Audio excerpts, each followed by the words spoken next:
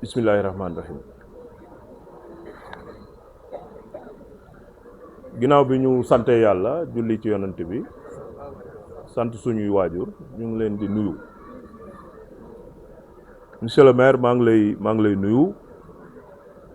di nuyu kilifa yi fi teew ñëpp imam yi maa ngi leen di nuyu imam Dam sama xarit maa ngi lay nuyu bu baax ak imam Dam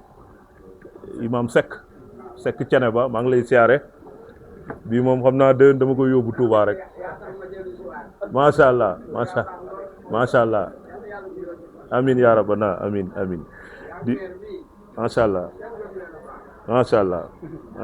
di nuyu le président des délégués de quartier xam naa ni su ma waxee doyen Mbaye Diaw président des délégués wax naa Ousmane wax naa Ndaw ak ñeneen ñi fi teew ñëpp di nuyu bàjjanu gox yi suma bàjjen yi maa leen di nuyu di leen ziar di leen jox seen wàccuwaay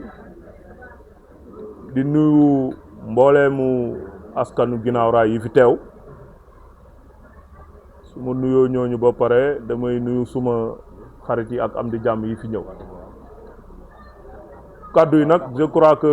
ñi ma jiitu wax nañ lépp damay jël kàddu juste pour sant ak gërëm ndax tàggatoo dafa metti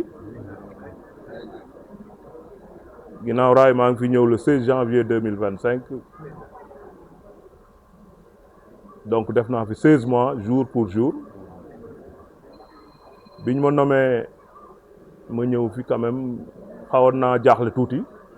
parce que je me disais que je venais en territoire complètement inconnu xaw ma fa yoon dara day dégg rek laa ci doon am ak déggin bi tamit loolu laa ñëwee fii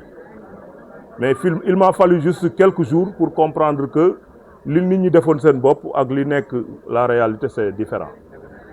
sincèrement bi ma fi ñëwee dama fi fekk askan wu responsable ñu bëgg seen bopp ñu am fulla ak fayda ma comprendre ni li woon ndekete woon na bu yàgg moo tax sama passage fii dama koy sant yàlla parce que jàng naa fi non seulement lu bari mais xam naa fi ñu baax dinaa ci ñëwaat tuuti dama bëgg gërëm ak sant rek commencé ko ci sama famille maa ngi gërëm sama famille parce que ginnaaw yàlla yaakaar naa ni ñoom la ñoo tax ma agsi fii di ko commencé ci sumay waajur sumay frère samay mag ak samay rakk waaye tamit sama belle famille kii toog nii à ma gauche c'est l'administrateur civil à la retraite Samba Diop ancien directeur de cabinet ancien conseiller technique du premier ministre actuellement consultant moom mooy sama conseiller di sama papa di sama lépp vraiment tey bés bi rëy na ci man ndax teewaayam di la gërëm papa bu baax ci soutien bi sans vraiment votre support je sais que ça aurait été plus difficile maa ngi ñaan suñu borom bàyyi la fi ba ci kanam nga am ay fan yu gudd mu ànd ak wér bu dëgër nga gunge ñu di gërëm aussi sama yaay soxnaam madame Diop vraiment c'est une famille qui m'a beaucoup épaulé maa ngi leen di sant di leen gërëm di gërëm tamit suma soxna moom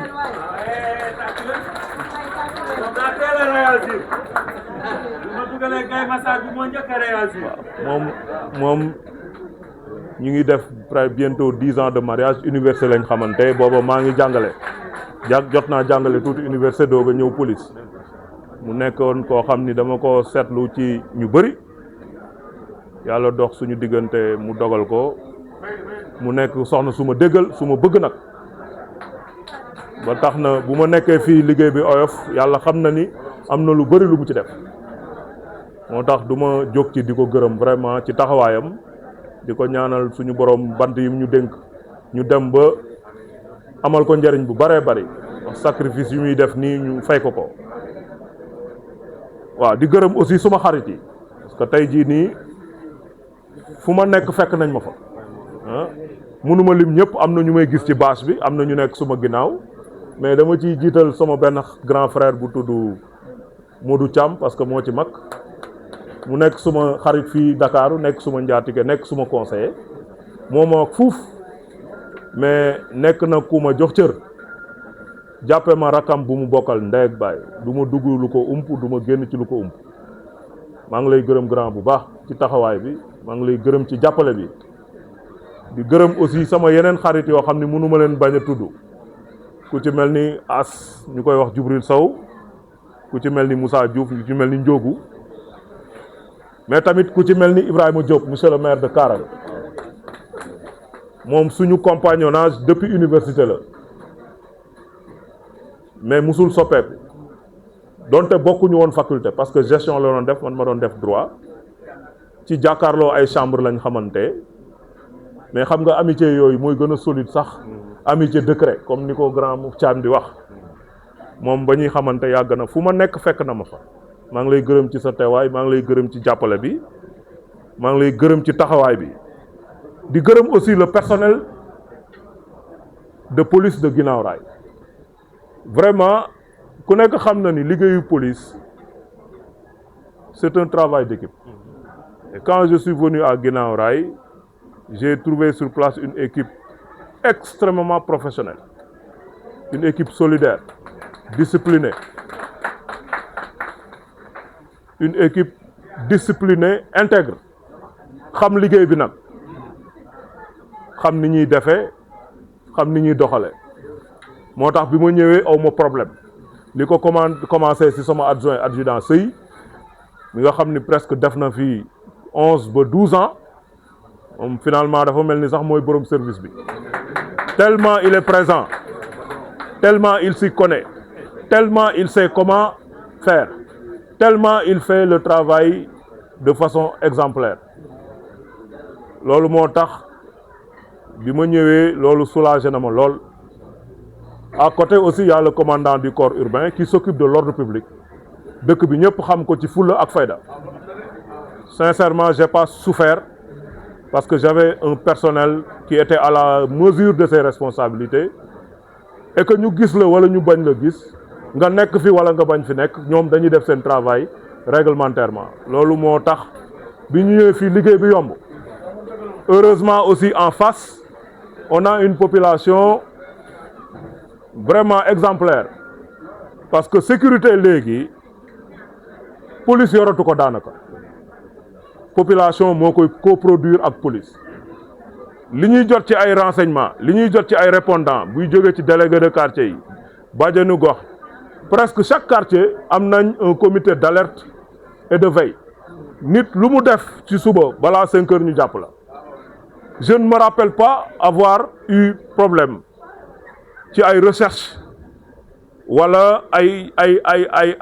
investigation yoo xam ni dafa nekk lu urgent lu waroon mën a tax ñuy élucider tel ou tel dossier tous les dossiers de quelque nature que ce soit muy criminel wala muy délit wala muy simple petit délit population bi dañuy ñëw taxaw leeral la loo soxla ñoom sax ñuy ñëw la plupart des interpellés ont été conduits par la population elle-même donc loolu yombul je sais que amul feneen donc Guinaw Rail dama bëgg nii ngeen nekkee jàppante ak police à travers le maire moom waxatuma ko parce que c'est quelqu'un boo xam ni finalement on est devenu de grands amis ci ñaari mbir c'est un homme de principe c'est un homme d'engagement te dafa bëgg gox bi loolu moo tax ma jàpp ko le maire bu yeewoo ba ni muy tëddee c'est les préoccupations des populations loolu moo ko ñor mu am ci fulla nag te du ci transiger vraiment maa ngi sant attitude boobu aujourd'hui les enjeux sécuritaires ont changé de paradigme nit ñi bu ñuy def seeni mbir duñu tàggoo te xam nañ ni bu ñu leen jàppee li leen ci fekk xam nañ ko moo tax il prépare minutieusement seen ay mode opératoire de sorte que fi mu nekk nii on est obligé d'être dans la prévention parce que en matière de sécurité on n'est jamais trop prudent il y a aucun dispositif de trop loo def doyul ñu ngi continuer di leen tàllal loxo di leen ñaan sécurité bi ngeen xam ne yéen a ko moom ñun moomuñu ko ñun dañu fi teg pour ñu saytu seen ay biens pour ñu saytu seen ay dem ak ay dikk pour ñu may leen ngeen di nelaw di dox seeni soxla nu ngeen ko bëggee ci guddi ak bëccëg mais loolu mënul nekk tant que yéen dimbaliwu leen ci ay information yi ñuy soxla di ko jot dimbaliwu leen ñu ci bu ñu waree dem di wut ay collaboration yoo xam ne dañuy permettre ñuy mën a avancer suñu liggéey ngeen ñu koy jox te loolu je crois que xaaru leen ñu ci ñu ngi koy am moo waral ñu am résultat yi di leen ñaan ngeen jàppee noonu sama grand bi toog ni ki nga xam ni moo ma remplacé mu nekk un commissaire de police boo xam ni hiérarchie bi daf ko jox cër. Il est venu dans la police avec le grade d'inspecteur bi mu paree inspecteur mu defaat concours jàll officier ñu bokk promotion, c'était en 2014 on était dans la même section des élèves officiers mais ni ma ko xamee depuis élève noonu la mel musul changé bi mu defee formation officier génn dem gérer poste police Ngent foofu la nekk ba keroog mi at mi commissaire de police ñëw fekk ma école ma nekk directeur des études ma encadré ko ci grade de commissaire de police donc xam naa ki ma remplacé je l'ai côtoyé on a travaillé ensemble pendant au moins plus de 5 ans quand j'étais le commandant du centre d'instruction du GMI de Thiès da doon ñëw di former les élèves sous-officiers en enquête technique d'enquête ak sécurité publique amul kenn ku ko dàq enquête ci police bi quel que soit son grade il a fait 10 ans à la DIC xam na ni ñuy liggéey bu baax a baax moo tax ma jàpp ni monsieur le maire vraiment Guinaw Rail am na chance bi mu dalee ci masse mi nga xam ni autorité bi daf koy surveiller bu baax sa bokk na ci rare officier yi nga xam ni bu ñu jaaxlee moom la ñuy woo donc sa venue ici n'est pas anodin dafa nekk koo xam ni yaakaar nañ ni bu ñëwee fii li ma fi def da koy jël yëgal ko ci kaw vraiment je n'ai aucun doute là-dessus mooy continuer di leen tàllal loxo ngeen jàppale ko parce que seen jàppale mooy seen soulagement Guinaw Rail amatul criminel y a que des faits domestiques et c'est partout ndax vigilance bi fi am parce que j'ai compris que bi ma ñëwee autorités yi ma yàlla booleel fii dañoo njaboot ils ont compris que njaboot pour nga dimbali ko da nga koy yar buñ demee ba xam ni affaire bi dépassé na leen ñoom ñooy jël xale yi indi leen fii ne kat commissaire kii daf maa commencé jaaxal loolu amul fenn Guinaw Rail rek la am donc commissaire Sène xam naa ni yow aussi ñoom am nañ chance mais yow tamit am nga chance parce que fii gars yi dañoo bëgg seen bopp ay gars yi civilisé ñoo fi nekk mënoo xëy suba ba ngoon doo dégg ci rajo bi doo dégg ñu wax la Guinaw Rail les paradigmes ont changé ici vraiment je sais que vous êtes venus trouver sur place un dispositif très huilé avec des relations séculantes muy maire muy délégué de quartier yi muy bàjjanu gox yi dénk naa leen ko je commence par les délégués de quartier ni ko sama prédécesseur doon demee képp koo yóbbul convocation mu wax la baat bu la neexul ñëwal nga wax ma ko ma jël ko déféré ko ça c'est ça la règle avec les délégués de quartier on ne réfléchit même pas parce que ñoom ñoo nekk suñu pont entre ñun ak population bi dañ leen war a sécuriser buñ leen sécuriser wul defuñu suñu liggéey ma bëggoon vraiment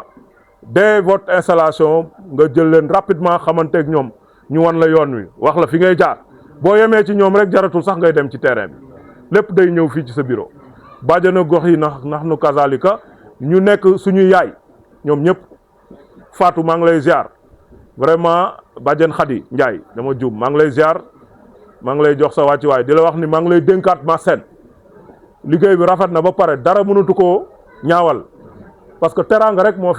fi am madame le maire Ami Nata aussi du ma la fàtte je crois que bi ma ñëwee le lendemain lañ commencé collaborer